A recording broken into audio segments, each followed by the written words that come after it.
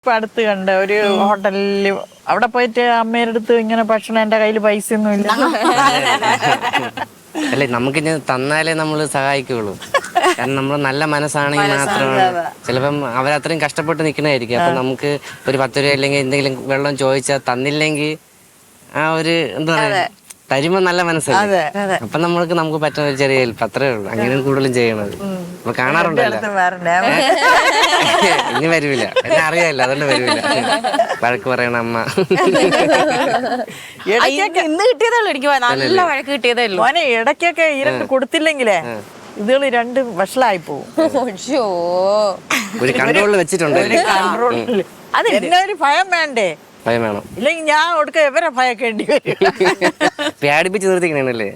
ഞാൻ പേടിപ്പിക്കുന്ന ഭക്ഷണം കഴിക്കാൻ വേണ്ടി. ഭക്ഷണം കഴിച്ചില്ലെങ്കിൽ ഞാൻ ചേട്ടൻ മനസ്സിലായി, ഞാൻ ഇവിടെ ഏറ്റവും പാവം. ആണ്.